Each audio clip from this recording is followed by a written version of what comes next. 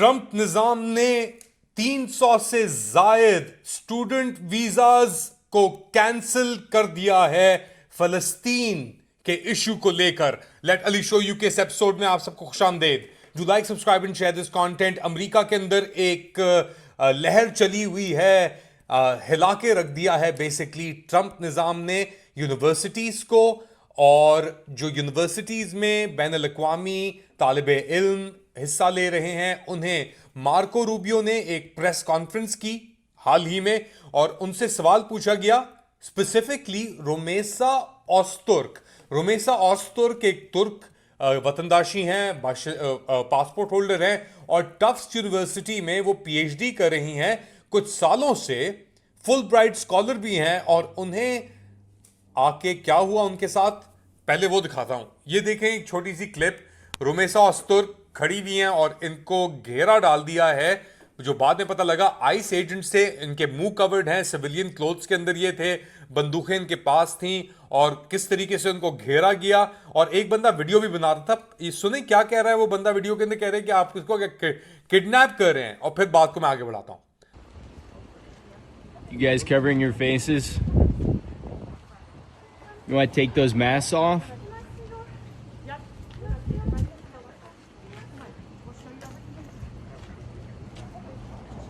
Is this a kidnapping? तो ये हो रहा था ये रोमेसा ओस्तुर्क के साथ मैसाचुसेट्स बॉस्टन के करीब, और यहां पे इन्हें घेरा डाला गया। इनका जुर्म क्या था? इन्होंने कुछ माह पहले एक अपना नाम डाला था एक ओपिनियन पीस के अंदर, जिसके अंदर इन्होंने जो इजरायली बर्बरियत अक्टूबर 7 के वाकयात के बाद फलस्तीनियों के कत्लो गारत हुई है उसके ऊपर लिखा, और दीगर लोगों ने भी लिखा, मगर क्योंकि स्टूडेंट थी तो इनको आइडेंटिफाई भी किया गया।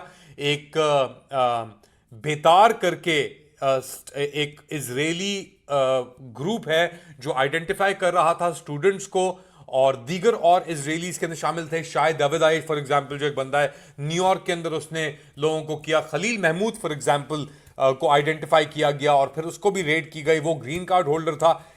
ओस्तुर्क के साथ ये नहीं था। अब एक सवाल पूछा गया मार्को रूबियो से, जो वजीर खारजा है अमेरिका के, और उनसे यह पूछा गया कि जी कितने लोग हुए हैं क्या ये रोमेसा ओस्तुर्क को लेकर। तो ये सुने उनका जवाब और फिर बात को आगे बढ़ाते हैं।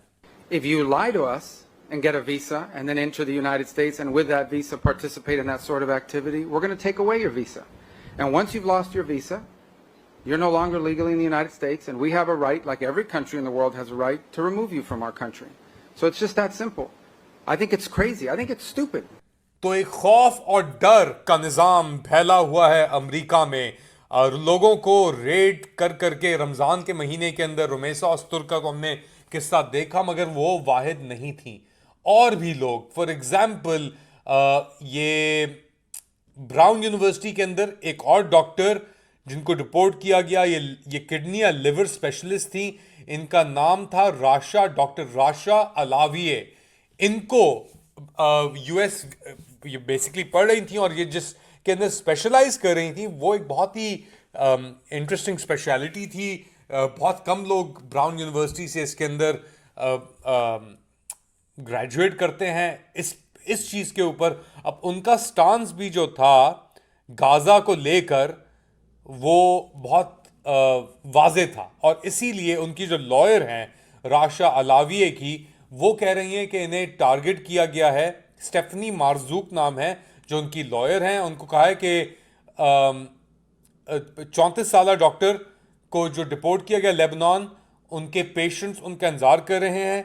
और होमलैंड सिक्योरिटी जो कह रही थी कि अलाविये को डिपोर्ट किया गया क्योंकि वो हिजबुल्ला जो लेबनीज मिलिशिया ग्रुप है जिसको अमेरिका दहशतगर्द तंजीम करता है तस्लीम, और इजराइल ने उसकी पूरी लीडरशिप को पिछले साल दिनों के अंदर 8 दिनों के अंदर पेजर अटैक के अंदर, फिर नसरुल्लाह को वो जो 80 टन के बॉम्ब मार के उसके अंदर पूरा लेवल करके ख़त्म कर दिया था लीडरशिप को। उसके बाद जिन लोगों ने, अब ये इनका ताल्लुक राशा अलाविये का ताल्लुक लबनान से था, उनको वापस डिपोर्ट वहाँ पे कर दिया। और रीज़न क्या दिया? ये कहा कि जी ये सपोर्ट कर रही थी हिजबुल्लाह नसरुल्लाह को और उसके लीडरशिप को। तो उस इल्ज़ाम के ऊपर होमलैंड सिक्योरिटी ने इनको खारिज कर दिया और बेसिकली कहा कि आप वापस चली जाएं। तो ऐसे अब इतने केसेस हो रहे हैं, ऐसे ऐसे केसेस हो गए हैं बेसिकली। कॉर्नेल यूनिवर्सिटी के अंदर एक बहुत बहुत इंटरेस्टिंग केस हुआ है, जहां पे एक और स्टूडेंट जिसका नाम है ग्रेजुएट स्टूडेंट था, ये स्टूडेंट वीजा इसका कैंसिल हुआ था। इसका नाम था मोहम्मदू ताल, डॉक्टोरल स्टूडेंट, कॉर्नेल यूनिवर्सिटी। इसने ट्रंप एडमिनिस्ट्रेशन के खिलाफ एक केस किया है और इसको भी बेसिकली इसका वीज़ा कैंसिलेशन, ये सब चीज़ों के ऊपर इसने बहुत एक्टिविज्म की थी मोहम्मदू ताल ने। और इसको भी निशाना बनाया गया इस पूरी चीज़ के अंदर। पूरी दुनिया से स्टूडेंट्स, जापानीज, चाइनीज, इंडियन, अफ्रीकी ममालिक से ताल्लुक़ रखने वाले, लेबनीज, टर्किश, ये औस्तुर्क जो थी, खलील महमूद जो फ़लस्तीनी अमेरिकन ग्रीन कार्ड होल्डर, तो ब्लाइंड तरीके से 300 साढ़े 300 लोगों के वीज़ा कैंसिल किए और कह रहे हैं और लोगों के भी करेंगे।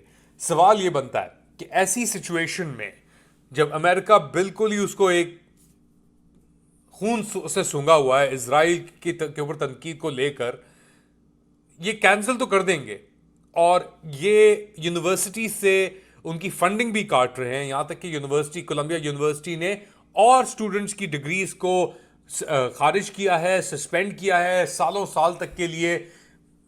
कोलंबिया कोई सस्ता स्कूल तो है नहीं, तो वो प्रेशर में आने के बाद, ये सब कुछ करने के बावजूद, अब इंटरनेशनल स्टूडेंट्स को इस तरीके से उठा के डिटेन करके, जैसे रुमेसा औस्तुर्क को किया। और आप क्या दिखाना चाह रहे हैं भाई? कौन से मुल्क है? नॉर्थ कोरिया है क्या? ये पाकिस्तान है क्या? ये क्या आप आगे उठा के डिटेन करके और फिर आप डिपोर्ट कर दें लोगों को? चलिए डिपोर्ट कर रहे हैं, कम से कम उनको तशद्दुद तो नहीं कर रहे, बट स्टिल अमेरिका, वो जो beacon of light, hope, freedom था, वो एक बहाना और एक बात बन के रह गया है। हकीकतन वहां पे ये एक दहशत की लहर चल रही है और वो अब उनकी अपनी जो फ्रीडम्स थी कि आप अपने ख्याल का इजहार कर सकते हैं, आपको उसके लिए प्रोसिक्यूट नहीं करेगा, उसको क्रिमिनलाइज कर दिया गया है। स्पीच को क्रिमिनलाइज कर दिया गया है। यानी ये एक्सेप्टेबल स्पीच है, ये अनएक्सेप्टेबल स्पीच है। ये दौर है जो अमेरिका के अंदर अब एक दहशत इस तरीके से फैला रहा है कि कोई इंटरनेशनल स्टूडेंट वहां पे नहीं जाएगा। और जो उनके अपने स्टूडेंट्स हैं, उनके अंदर भी एक रिवाइवल आएगी कि यार ये तो ये चीज़ तो हद से बाहर चल गई है। आप अमेरिका की तनकीद कर सकते हैं, मगर एक बैनुल अक़वामी, एक फॉरेन मुल्क की आप तनकीद नहीं कर सकते, क्योंकि उसके साथ और अब इश्यूज लगे हुए हैं। आप क्या समझते हैं क्या हो रहा है अमेरिका के अंदर? पूरी दुनिया में एक्चुअली क्या हो रहा है? अमेरिका स्पेशली हम देखते हैं क्योंकि अमेरिका की इकॉनमी इतनी बड़ी है। अमेरिका हमारी ज़िंदगियों के अंदर सुपर पावर था सोवियत यूनियन के बाद। अब हम देख रहे हैं कि एक मल्टीपोलैरिटी, एक मल्टीपोलर वर्ल्ड के अंदर हम दाखिल हो रहे हैं, जहाँ पे नेशनलिज्म जो हैं वो एक बहुत भरपूर किरदार अदा करेंगे। नेशनलिज्म से मुराद, जैसे मार्को रूबियो कह रहा था कि मेरा तो ये मशवरा है कि हर मुल्क वो जो अंदर घुसे हुए हैं उनको उठा के बाहर फेंके। तो ये जो पाकिस्तानी अफगानियों के साथ कर रहे हैं फॉर एग्जांपल, जस्टिफिकेशन तो फिर इसी तरह बनती है ना कि यार वो कर रहे हैं तो हम क्यों नहीं कर सकते। अब वो किस लिए कर रहे हैं, कैसे कर रहे हैं, क्या उनके पास रिसोर्सेज हैं, क्या उनके पास लॉज हैं, उनको किस तरीके से काउंटर किया जा रहा है, नहीं किया जा रहा, ये सब बुनियादी सवाल हैं ज़रूर। ऑब्वियसली मुझे आप बताएं कमेंट सेक्शन के अंदर।